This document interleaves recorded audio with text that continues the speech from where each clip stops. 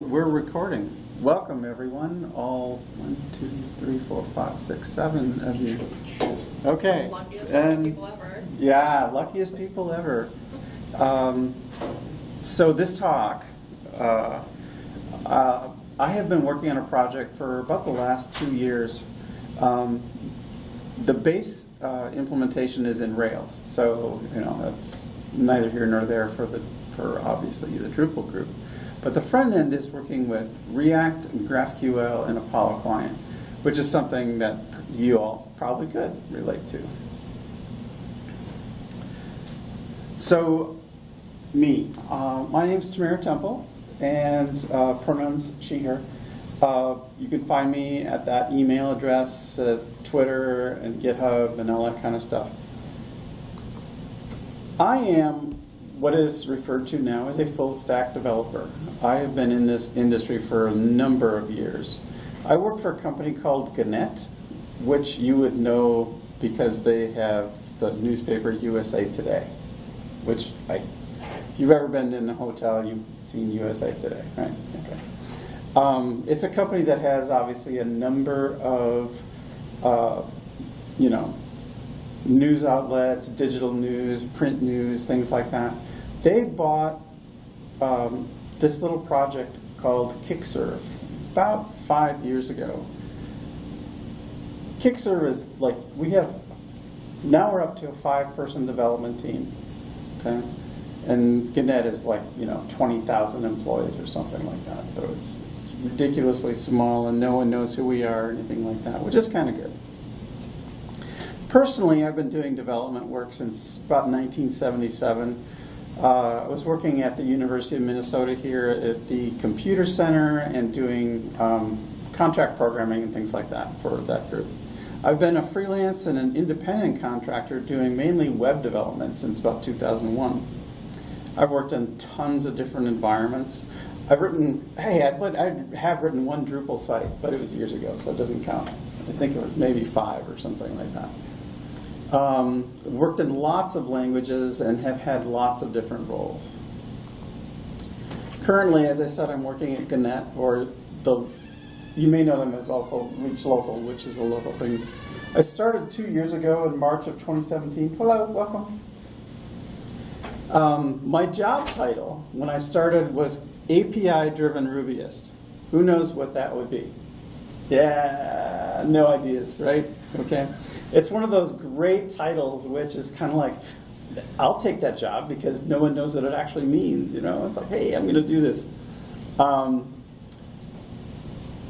few months later, our front-end dev basically quit, and we had both a mobile app and the web app version, and they were both starting to work with React and things like that. And I had been learning React sort of on the side for a few years before that, and I said, hey, Tamara, do you want to work on React and work on the front end? And I said, sure. So today I am truly a full stack developer in the sense that I do work on the back end in Ruby and Rails, and I do work on the front end in JavaScript using React. And I'm sort of by default an architect because no one else wants to deal with the stuff that I have to deal with. So basically it's up to me to figure out how it should all go together. The project that I work on, the Kickserve product, was first released in November of 2006. So it's had many, many hands, many, many managers. It got hijacked a couple of times to okay, we're going to take the code base and work on a completely different project and things like that. There's still dead-end code in the repo. About a year ago, we found this Angular file. And it's like, oh, yeah, that was from about 4 or 5 years ago. It's like, okay, can I delete it? Yes. So being a Rails app, there's lots of old legacy jQuery. And there's some newer React, but React just turned 6. And I don't know who knows React? Okay, raise your hand if you've worked with React before. Oh, a few of you? 2 of you, okay. Well, it has gone through many changes, many, many changes. So I'll get to that in a little bit. So we have legacy jQuery and old React sort of all mixed together. So the simplest way to say this is our code base. When I first gave this talk, someone put every legacy code base is a dumpster fire, and that's probably true. Because it's like if the people haven't been around and haven't been working on it for a number of years and you have all new people, no one really knows how things go together and no one knows why that's there or when that happened and things like that. So yeah, dumpster fires. So in 2017, when I started working on this, the strategy at that point was to start modernizing both the API and the web client. Eventually, we're going to get to the mobile, but in 2017, it was directed at the web client. So sort of the strategy was, hey, let's use React, yay! There's this cool thing called GraphQL, let's use that too, yay! And let's use Apollo client, yay! Okay, so I stepped into the project with all that yay kind of stuff going on, right? And it's like, I have a little bit of React, I've took a couple of classes, and GraphQL, okay, never heard of it before, but yeah, okay. Apollo client, is that like we're going to go to the moon, or what is that all about, right? Okay, so I gave a talk so here again, starting again, this was June 2017 when I was like thrown into this role. I gave a talk in October of 2017 at the JSMN meetup, and it was this sense of like, okay, so I have this underlaying of Rails, and I'm like being pounded on by learning all these different things all at once. And it was just like a major, major learning event. It's been fun. It's been interesting. So the decisions in 2017, that real strategy was, we're going to use GraphQL as the API for talking to our new web clients. We're using a gem in Rails called GraphQL Ruby. So we're building the GraphQL server within the Rails server. We were going to have a standalone React client that would basically replace Rails page views. The decision was to start with the most used view in the application, which is job details. So just to kind of give you a picture, the application itself is used for businesses, professional home services businesses, things like electricians and plumbers and landscapers and garage door fixers, and I mean, we have a whole raft of different kinds of companies and things like that. But if they're small businesses, they have to give estimates and work orders and invoices and things like that. So it's that kind of software. And the job details page, that's like, here's the job that we're going to work on today, and it's got like 16 different events and tasks that need to happen. It's got these charges that are going against it. There's these line expenses. It's a pretty complicated page. And the last decision was to use Apollo client. Okay? So those are the decisions in 2017. Where we are today, basically a little over 2 years. We're in June now, right? Yeah, so a little over 2 years. Not everything worked out well. So you probably can't see it well. He is on a rope, okay? So no one died in the filming of this meme. Okay? But this is the feeling I have, is that not everything worked out. I was like, I kept falling and we kept changing and kept doing different things that was not great, okay? So the first thing, the two things that have worked really well have been this GraphQL API and the Apollo client. The Apollo client has gone through changes during this 2 years that we've been on. They've gone through from version 1 to version 2, so that was a major breaking update. But the changes required to the code were so tiny, and they did such an amazing job of like, here's what you need to change, here's exactly what you need to change, and that kind of thing. And they had like code gen files and that kind of stuff, so it was like really well handled. And I also happened to go to the GraphQL conference that year. They call it a summit, but And they had, you know, there's usually like an instruction day and that kind of stuff. I went to the instruction day, and the people were so amazingly great at teaching us exactly how to step through the changes from the old version to the new version. It was just like serendipitous, but really, really good. And since then, there's been another minor update, but that hasn't been a breaking change or anything like that. It's just like adding some really useful and helpful functionality and things like that. So, two things that were really, really useful. Good decisions, good choices. What isn't working? Okay, remember that thing what we said, the work on that job details view? All right, that thing was so big. Okay, it's still not implemented completely. Okay, there's just, you know, hundreds and hundreds of tiny little React components that have to be implemented. There's so much interactivity on this page. It was too big of a thing to start with. Okay, mixing old development and new development, because, you know, we still had to do legacy development because we needed to put features out while this is going on, right? Okay, much of our new features are driven by JavaScript. They want kind of a, you know, desktop app feel in the web app sort of thing, right? So still writing legacy jQuery, still taking those old React components and trying to make them fit in and things like that. And it just was not working to mix these two kinds of development of a new single page application with old stuff. This next one about using a Rails engine for the server, this is basically an internal Rails choice of implementation. I won't go into it too much, but basically the idea is a Rails engine is like a plugin, okay? And I know Drupal has plugins, and it's really cool. It has like way more plugins and stuff than Rails has. Like, this is really cool.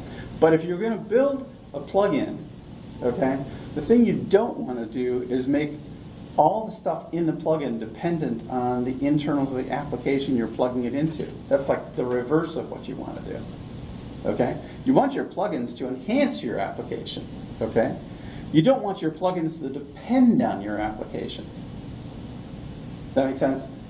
I'm speaking useful words. Okay, so that's what happened, was that the stuff that we implemented for the GraphQL server had to depend on the actual implementation of the application itself. So that's not going to work. Since I was the only one doing really the React component development, and like I said, you know, I just started kind of, and the planning was like way underestimated, and the complexity was just way underestimated. And learning was much more difficult than I expected. Some other issues which are going along, we had to keep upgrading the Rails application itself. And that was like major upgrades and major work while that was going on. React continually upgrades, and that takes a lot of time. We had to do like move files around in many different ways and make sure they worked all different ways. There was, when I started, there was no way that we had to actually put new React components onto the page, but there were 3 existing ways that the React components were being put on the page. None of them all worked together. So luckily, at the end of one of the Rails upgrades, we had a unified way of putting React components onto a page. So that worked out well. I had no feedback from anyone with experience doing this. You know, I wasn't the only one writing React at Reach Local, but no one else was doing it the way we were doing it. Okay? So I would, like, few people I would say, you know, hey, can you look at this repo? Can you review my code? Can you look at this PR and that kind of stuff? I said, it looks great. You know, so, okay. Am I implementing it the right way? Am I organizing it the right way? That's great. Okay. So, yeah, my coworkers, many of them were avoidant of doing anything with JavaScript. You know, we're all pretty much Rails developers. Few people were, you know, comfortable getting in and changing some JavaScript and things like that. But again, this was a hugely complex application. No one really knew everything about the code. So So here we are, 2019. We're going to have a new strategy. We started this at the beginning of this year. So the first thing I stepped out to do was to actually document our strategy. Okay? Basically say, this is how we're going to organize. This is where the files go. This is the things that we're going to link together. This is how you hook up GraphQL. This is how you do testing, blah, blah, blah, that kind of stuff. Okay? The second thing is, instead of having this completely standalone client, which is going to replace views one at a time, we made it into what's referred to as a Rails+React component. Right? So Rails delivers views down into the client. Okay, your standard sort of HTTP cycle, right? In that cycle, we can also have it call React components. Okay, so this is what I'm talking about. Is instead of just basically having a straight API kind of thing going back and forth, we're actually putting components through the Rails rendering cycle, and then once they light up, then they call the API and hook up and all kinds of things like that. So it's much easier, much more straightforward. It is also a match for how the legacy React components were working. So we have a single scheme now for putting React on the page. It's big improvement. We also started to incrementally develop pages instead of this one gigantic jobs detail page, which, still, like I said, still not implemented 2 years later. But we have started to incrementally develop pieces of pages and put things like that out that are using the GraphQL interface and things like, if you just want to edit a customer record or something like that, that's so much easier because it's like, oh, here's the fields, you just do that, and a couple things, you're done. And the last one was we basically took that plugin idea and threw it out and moved everything straight into the app.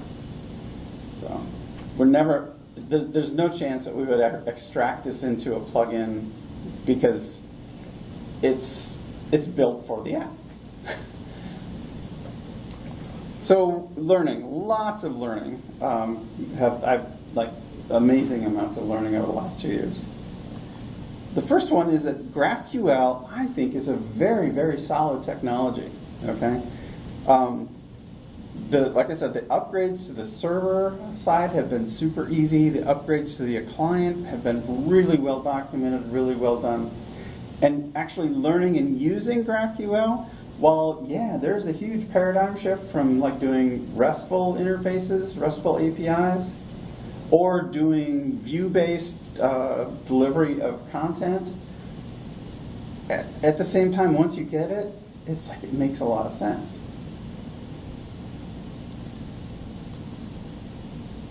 React is volatile, and someone reminded me it's JavaScript itself is volatile. Right? JavaScript has been going through many, many changes over the past several years. You can see it in the different levels, there's ES 2015, 2016, 2017, 2018, there's 2019, there's a 2020. I mean, they have plans for every year releasing more and more new features as a standard set of what's defined as JavaScript. And browsers are behind, okay? Which is why we have compiling, transpiling, and all kinds of things like that with Babel and whatever other packages. There's, take your pick. There's 17 different ways to convert one to the other. React itself has had so many breaking changes over the past 5 years. And even in the last year, while things have started to take more clear shape and form and things like that, there's still been 2 breaking changes that they've been pushing through. So many parts that need to be re-implemented. There's the constant drive to upgrade and upgrade and upgrade. There seems to be also this flavor of, hey, what's the new cool thing? I think it was it last year, maybe 2 years ago, when they went to the ES6 classes thing, and everything started to be, oh, we're going to do everything with classes, and you're going to have lifecycle methods and things like that. Then late last year, we had context that got thrown in, and even later last year, hooks, and what's next, right? Okay. I feel comfortable now, after 2 years of development, with the way things are, with the current way of doing React, okay? So 16.8 with context and hooks, and it's like we're going back to functions instead of having classes and that kind of stuff. And I feel real comfortable with that. And I'm just dreading what's the next thing that's going to come along that's like, it's going to shift my entire way of thinking about how this works. So yeah, that's fun. The shift from doing the RESTful Rails delivery kind of thing, or even like the compiled views that get dropped into the client and that kind of stuff. The Rails API and Webpacker, which is their implementation of, well, integration of Webpack, shall we say. They don't re-implement Webpack, they integrate Webpack. So, that has been really useful, really helpful. It's the new API it's easy to implement because it's basically standard Ruby classes. Okay, so I know Ruby's probably outside of your ballgame. Okay, but doing things to a language standard rather than some funky way that you're going to add it in and tweak it and that kind of stuff. It's like it's so much nicer to say, you know how to program Ruby? You can do this. We're learning to share code between the back end and the front end. So the definitions of the schema and things like that get defined in the back end. We'll be able to interrogate them and pull them into the front end, so we don't have to essentially have two parallel implementations of the same thing. And that the Rails React components that I was talking about are a very useful way to start converting a Rails application into a React front end. So, still struggling to make sense of it all. It's like, what's the next thing to learn? And then what's the next thing to learn? And then what's the next thing to learn? And there are just times that it's like, I'm just so frustrated. I want to go off and do watercolor painting full time and put this whole technology thing away. But I carry on. So currently, we're doing some real fundamental refactoring of our current JavaScript. We're making it into something which I feel is going to be much more maintainable and understandable by new people coming in to work with it, that kind of stuff. One of the problems, to step back again into the problem area, the application had, this is a thing that you can do with Rails, but it's also like you can shoot yourself in the foot with any gun kind of thing. We had, with the legacy JavaScript, there were so many different ways and places that JavaScript came flying into an application view. I'll give you one example. I was working on a tiny little React component that basically calculated the total for something. I can't remember what it was exactly. I think it was some kind of allocation for different employees working in a job or something like that. At the same time, there was a small jQuery function that got loaded onto the page as a result of an AJAX call that overwrote the little React component. And it was like, what the heck is happening, right? And you can't trace this stuff.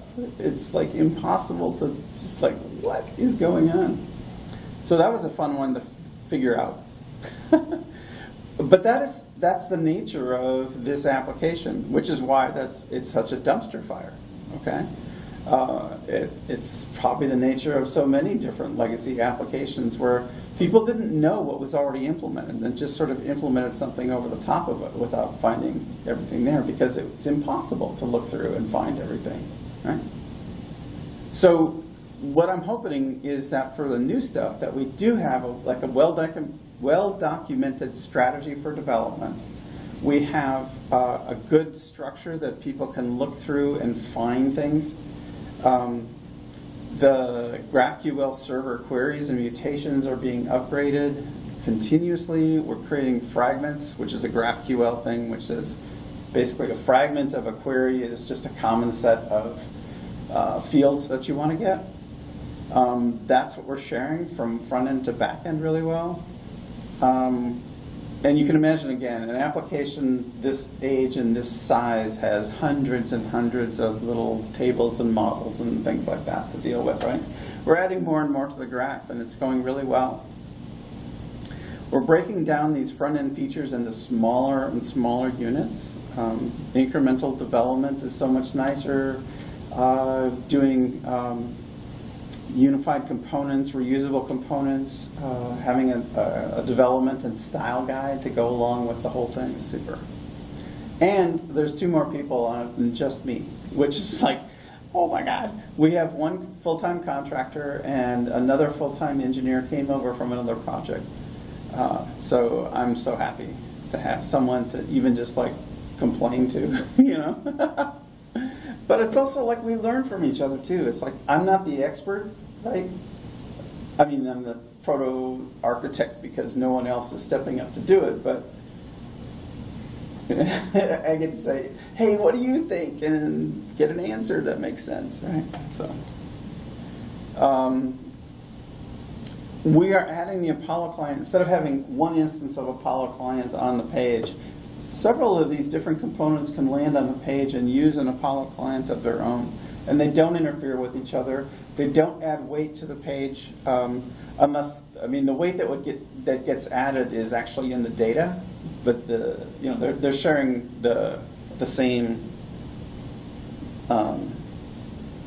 like, the runtime part is only on the page once kind of thing. Yeah.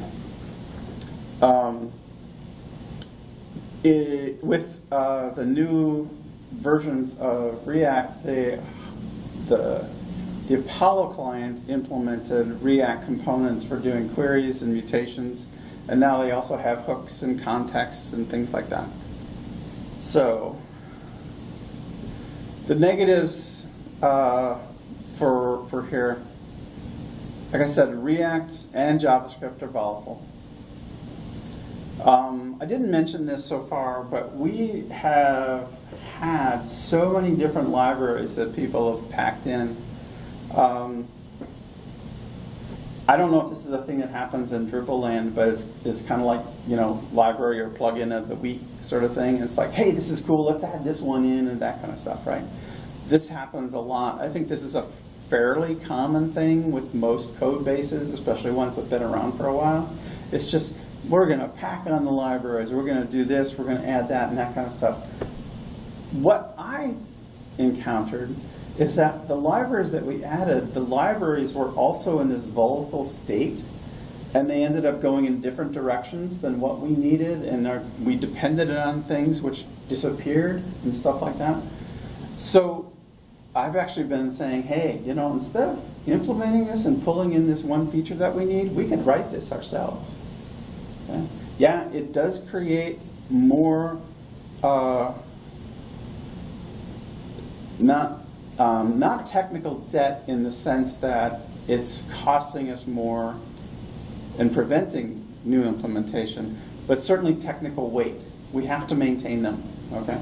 At the same time, we have been dependent, like I said, we have been dependent on libraries that have gone in a different direction than we need. And then we have to backfill and backpatch and do all kinds of weird things like that. The code base is still a mess. We still have to put out new features. It's clients, customers want stuff. We have to get it out, that kind of stuff. But at least we have, this year, focused more on putting them out as React components with this Rails/React component thing, instead of just tweaking all the jQuery and adding things that we don't know what's going on. So that's a good one. So positives, GraphQL is still our favorite technology, and I personally really love working with GraphQL. Okay, I used to be a standard, REST APIs of the world and blah, blah, blah. But I've been working long enough that I've been through like every one of the things. So,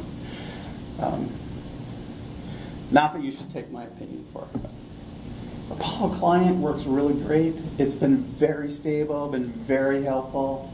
They keep putting out new features that are very useful.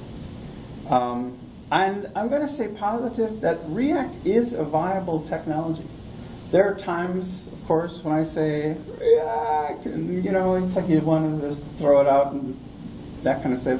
But I think it is a viable technology. I think it is something that you can definitely build complex, real-world applications upon. Okay. So that's basically it. It's my contact info, that kind of thing. So this is question time. What questions do y'all have?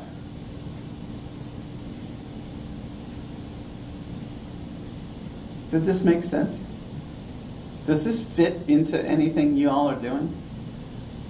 I mean, that Rails stuff doesn't, obviously, but. Well, we're starting to take a look at GraphQL and Gatsby. Gatsby, yes, yes. And using that combination on the front end and Drupal on the back end. And so I was wondering more about GraphQL and how you're pulling data in using that. Okay, so this wasn't designed as a technical talk, but the question was, how are we using GraphQL and pulling data in?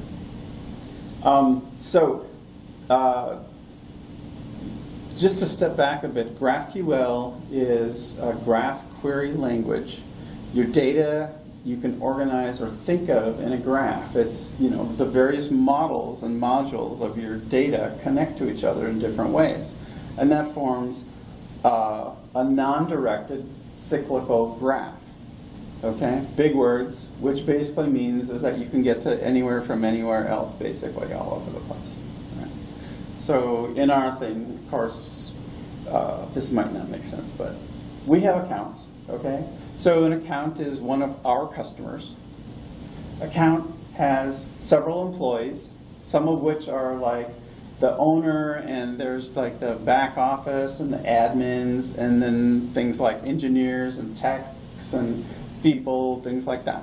Okay, we have tables for customers. So like each of our accounts is going to have several customers. Okay, so the landscaping client account of ours is going to have they may have a dozen different like office parks or individuals or anything like that, which are going to be their customers. Tying that together are jobs and tasks. So a job is something that is connecting a customer and an account. Okay? And in that job, there are many different tasks, of course, that have to be done. And things like, okay, so maybe we need to,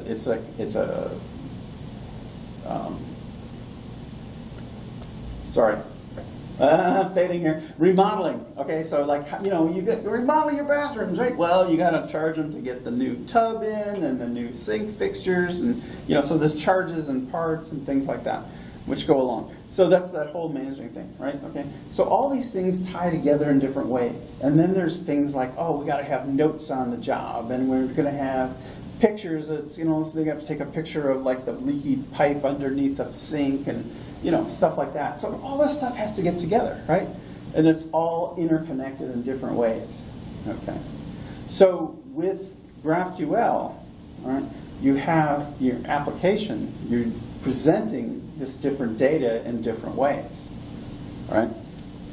With a standard REST application, if you're doing basically one pull, okay, which may or may not be the right thing to do, okay, you don't have any control over what the application is going to send you.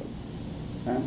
If, for example, if we're going to draw from the thing and just pull the account up, that's like the top thing, and then we're going to have a tree that we're going to pull out of the graph with all these different things. Right? You get the entire account object dropped into you. And you may get like 3 or 4 other sort of attached objects with that too. You get the job and all that. You get the customer and all that. So you're pushing a ton of data into the client that the client may not care about, probably doesn't care about. Okay? So with GraphQL, it's sort of reversed. You flip that on its head. The client determines what data it wants and asks the server for just that data. Okay? So that you can say, okay, I need to get the account, the account name, because I'm showing the, Joe's Plumbing, whatever kind of thing. Right? I need the customer's name and I need the customer address, but I don't need like these other 50 different fields that are associated with the customer that never get displayed to the customer. They're only internal, stuff like that. Excuse me. Okay, so with Apollo Client, you build a query, and the query goes off to the server, and the server returns a JSON object that looks actually very strangely similar to what the query looks like. Well, we've got a few minutes. Let me try something here.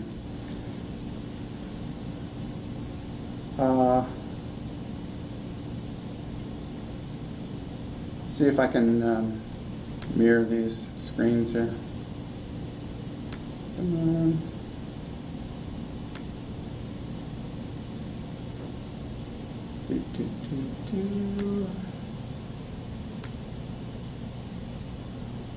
Okay. So, oops, I don't want Slack.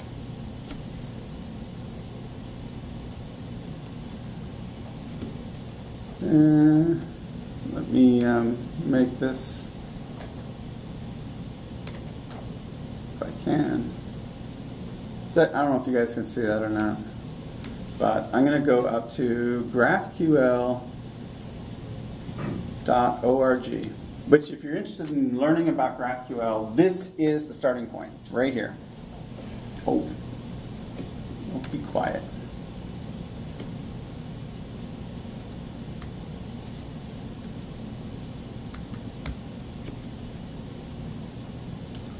Okay, and right on the front page, they have it here. So it's like, this is how you describe a piece of data. This is what goes into the schema. Okay, this is how you describe what you want to get. This is the query, and the result is a jQuery, or excuse me, a JSON object. Okay. So you can see up here there's for a project type, there are 3 different fields, one of which, you probably can't see this really well. There's a square brackets here, like an array designation, which means that there's many users that are contributors. Okay, so it's saying that there's one name, which is a type string, there's one tagline, which is a type string, and that there are many contributors of type user. Okay.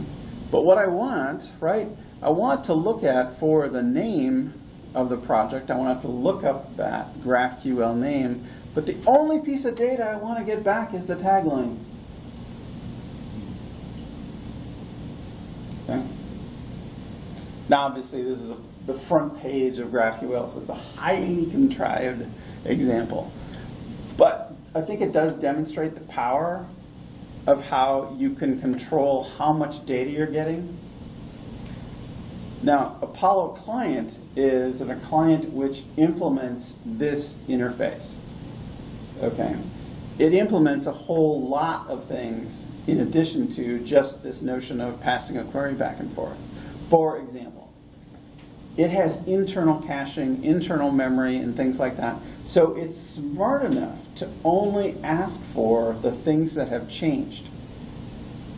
You don't have to, like, if you have this job record on an account and things like that where you've got a whole ton of data, but say you just change the status. okay? From, it was like on hold and now it's rescheduled or something like that, right?